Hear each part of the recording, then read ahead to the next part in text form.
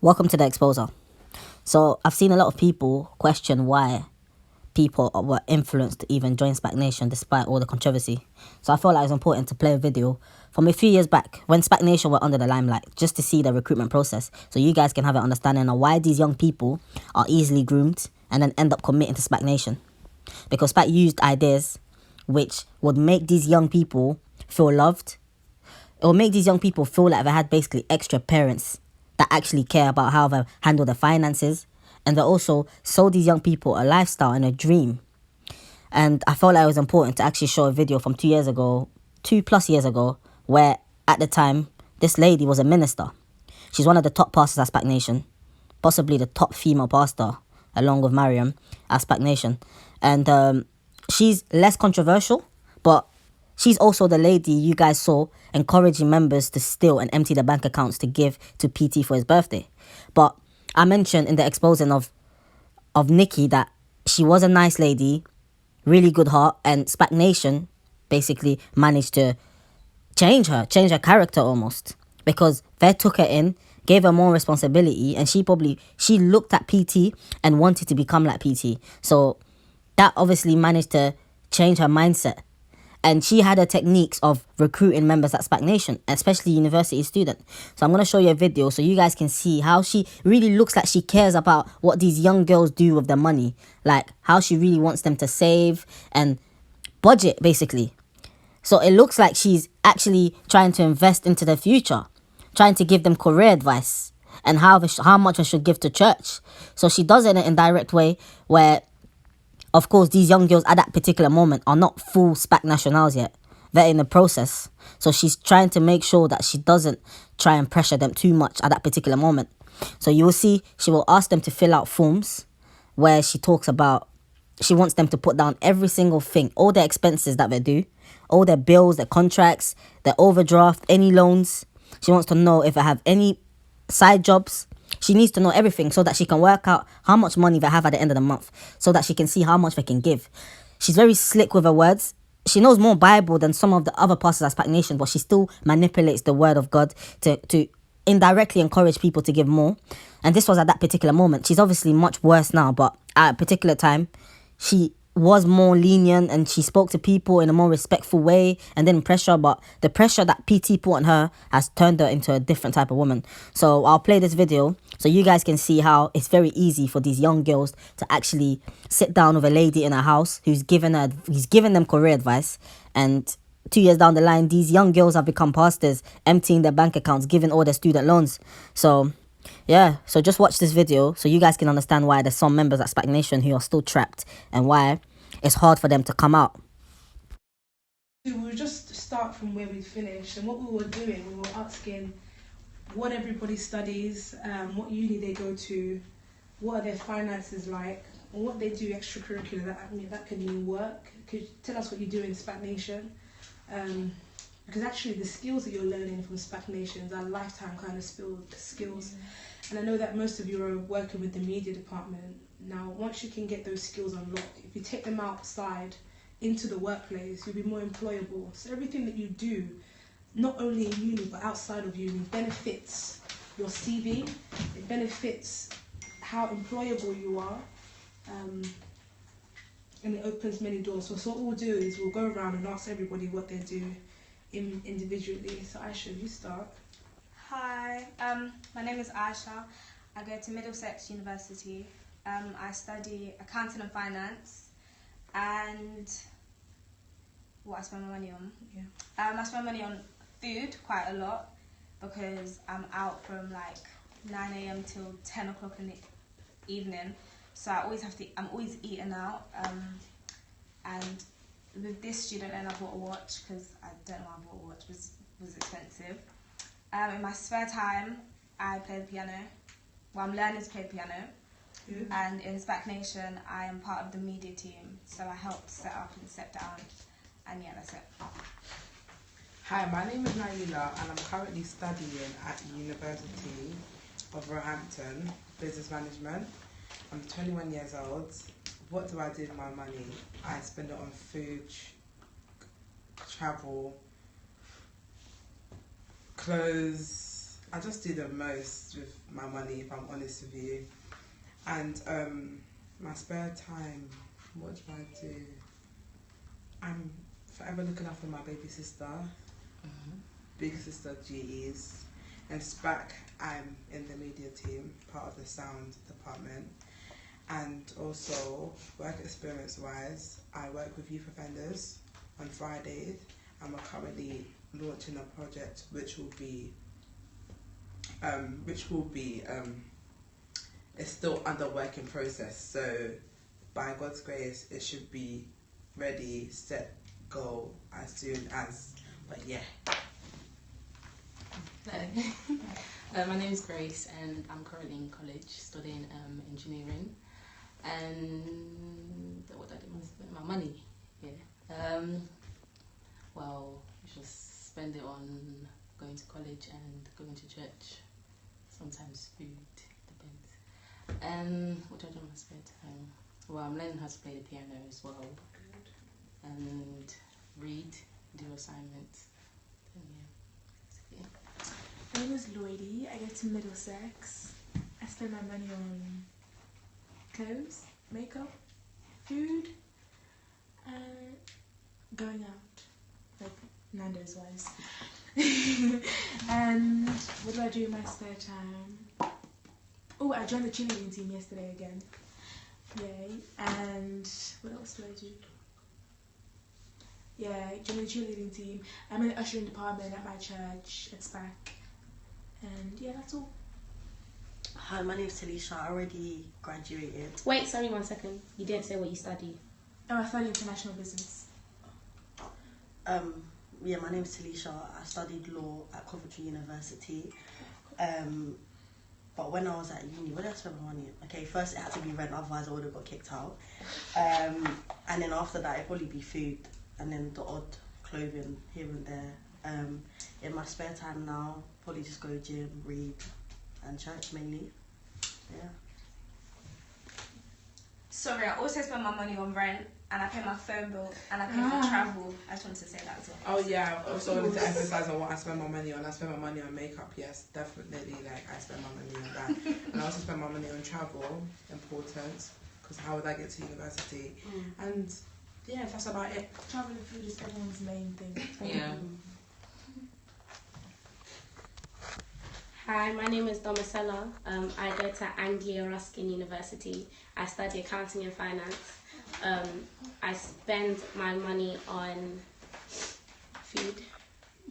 I pay the landline bill, the internet bill, my phone bill, and I pay for a 1 month travel card every month. And I do the odd shopping here and there, but yeah. And in my spare time, I started to learn to trade and trying to cultivate the habit of reading more, and I go to church, and yeah, that's what I do with my time more or less. Oh, what do I do in church? I'm in the social media department, so Twitter, Periscope, anything social media, I'm kind of in the background. And I'm Enquiring as well, so yeah. Okay, praise God, well done. This is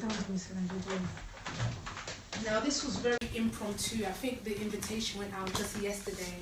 So well done, all of you, for adhering to this. And it shows me that you're eager to make the best out of what you guys have. And I know that for the majority of you, your student loan has just dropped, which means you're all excited about how to spend this money. I know for some of us we're still waiting, but it's coming. So really today was just for us to have an informal discussion on our finances, how to make the best out of them. Now, the reason why I wanted to do this with you all as well, because when I was in uni, I had nobody to do this with. Nobody sat me down and spoke to me about the importance of where I put my money and what I put it in. I think when I got my first student loan, I bought a car. That's what I want to It's you with your own here today, so it was a bad investment. eat. I didn't eat. Oh, And nobody kind of directed me, and I was so excited. I want this car. It cost $5,000. And do you know, actually I used my maintenance loan. I was living on campus in Brunel, and I used my money to pay for my hall to contribute to the car. So I was in arrears with the uni, just because of this car, and the car ended up breaking down 4 months after having it. And it was such a bad mistake, but I had nobody to guide me. So these kind of mistakes, I don't want you to get yourselves involved in. And like we said in the beginning, we want us to know that this money is supposed to be an investment. It's not supposed to be used anyhow. I know they call it maintenance loan, but really and truly, most of you are coming from backgrounds where you're living at home, where food is being made for you. You know, during the time that you don't have student loan, you still manage to get by. So really, in my mind, if I had that money, if £3,000 came into my account today, the money will go inside an account. I'll figure out what business I can, that depends on where you are, what business I can plug my money into. Do I need to learn how to start driving? Do I need to do I need to think about paying rent for some of us? Do I need to even go and speak to my pastor? Listen, I've got this money, what can I do with it? Do I need to do those things?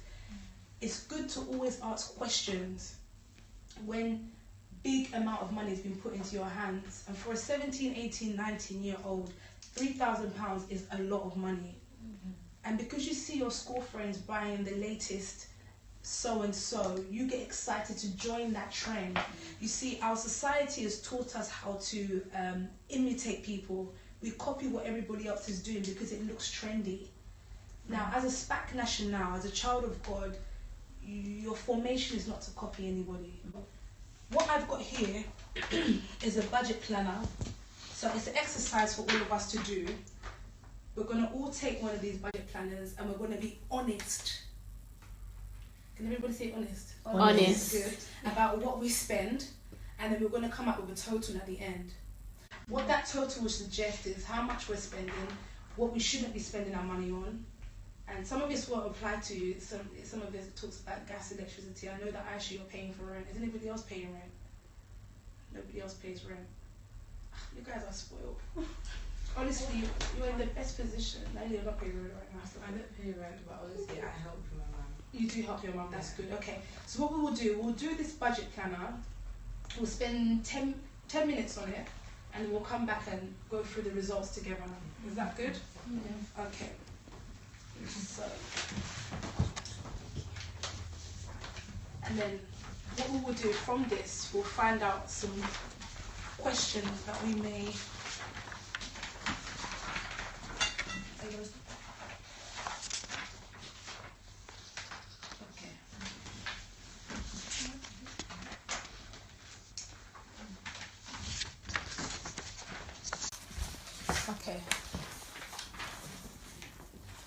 Okay, so what I want you to do, I've copied this from the internet. It's just a budget planner. If you can write your name on the top, first of all.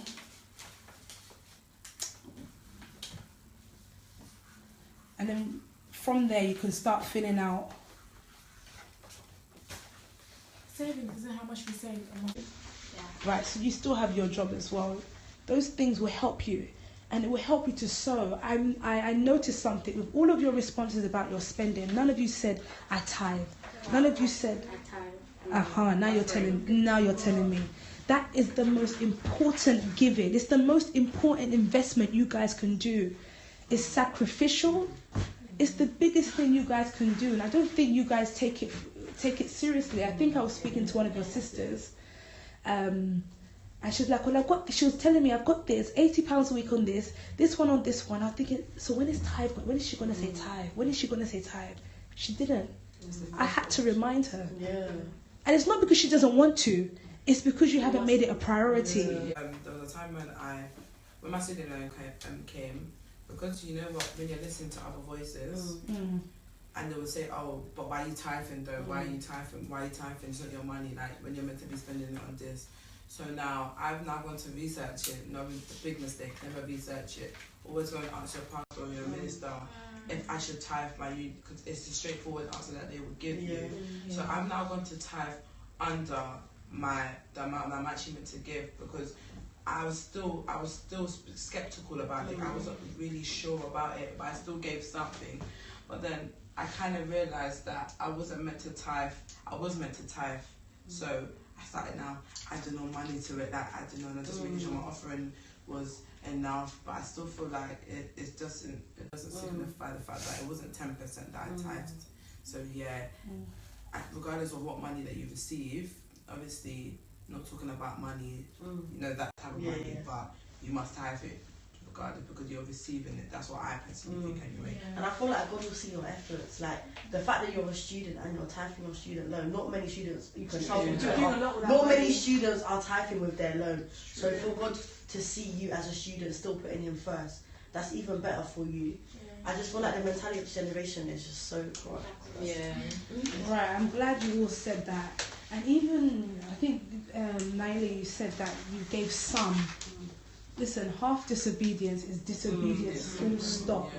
If it's not the amount that God has put in your heart, even if He says 10%, but in your spirit, God is saying put 50, and you don't do it, it's still disobedience. Okay. You know, there's a scripture when, is it Jacob? Jacob was on a mountain, and it says when the angels ascended and descended, he said to God that I will give you back 10% of everything that you've given to me.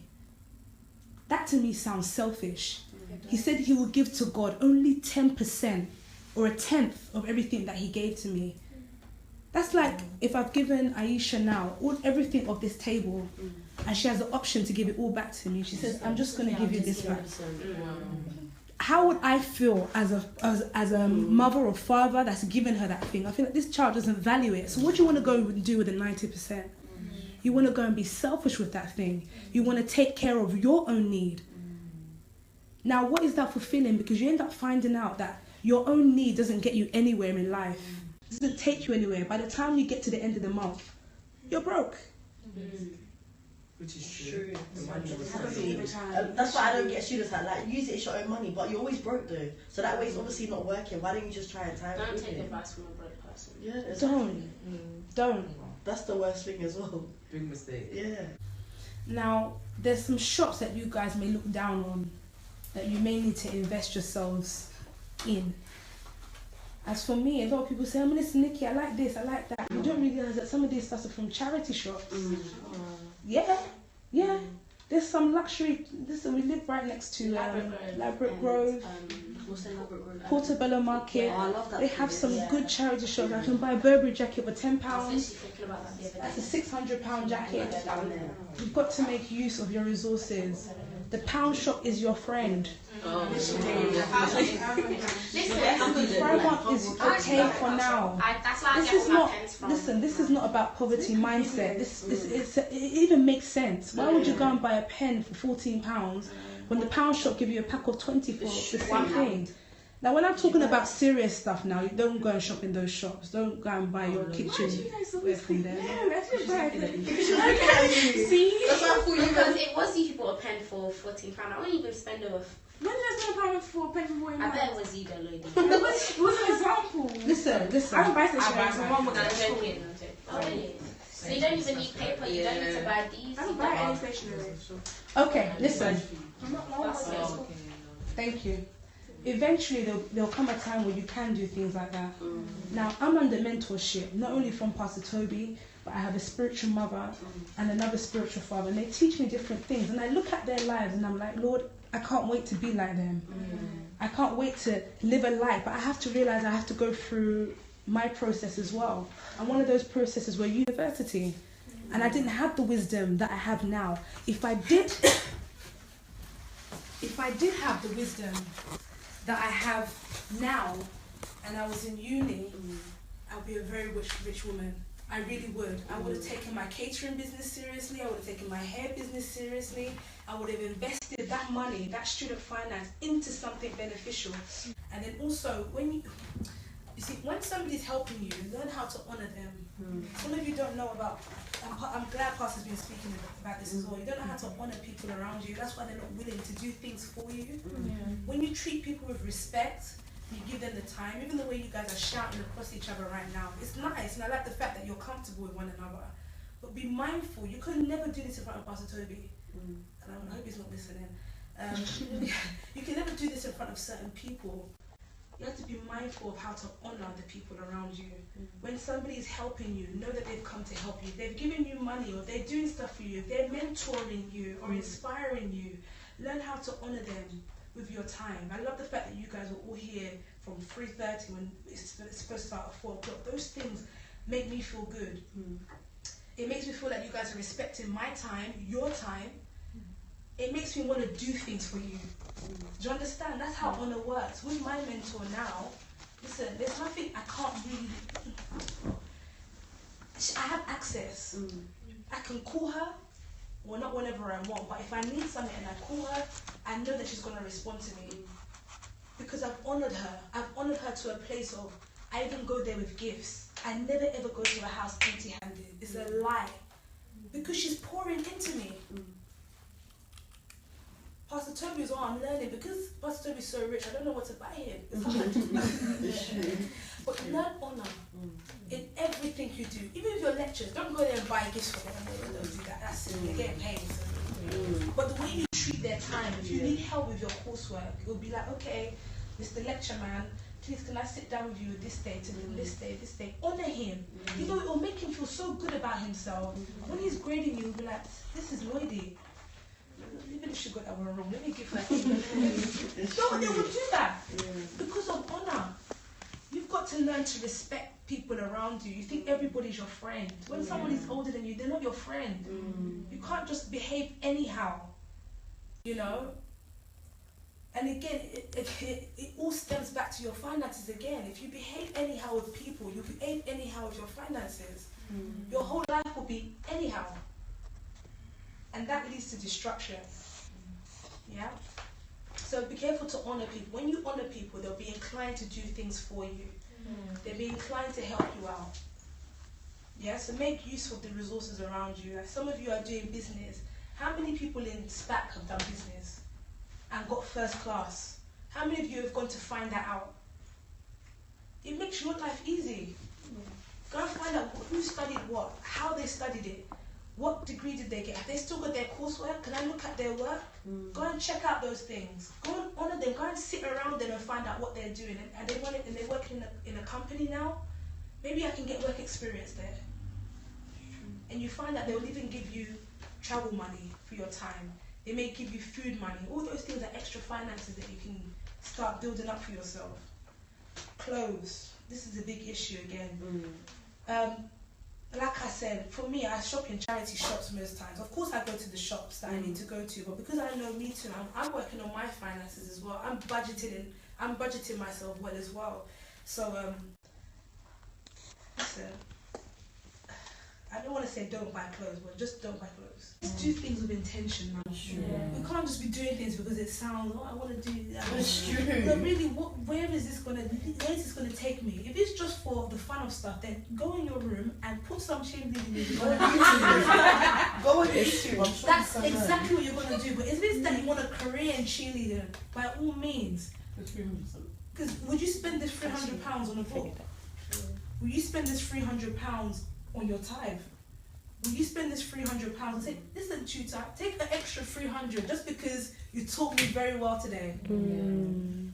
You won't do, oh, Pastor Toby, yeah, take, because the wisdom window you gave me really, what you'll do with the money. You have to put, you know, wisdom. And also, will it interfere with you being in fellowship, church, or it won't? Okay. Credit cards, store cards, bank loans. Has anybody got a bank loan? My overdraft. Yeah. My student loan took my overdraft out, but it was like £500 overdraft. How much is your overdraft? 1,000. And Mine's you've more taken than out that. Same as well. and you've eaten into it. The thing is, You don't have one. Okay. Anybody else have an overdraft? Yeah. Okay. Now, this is where we're going to talk about your 1.5.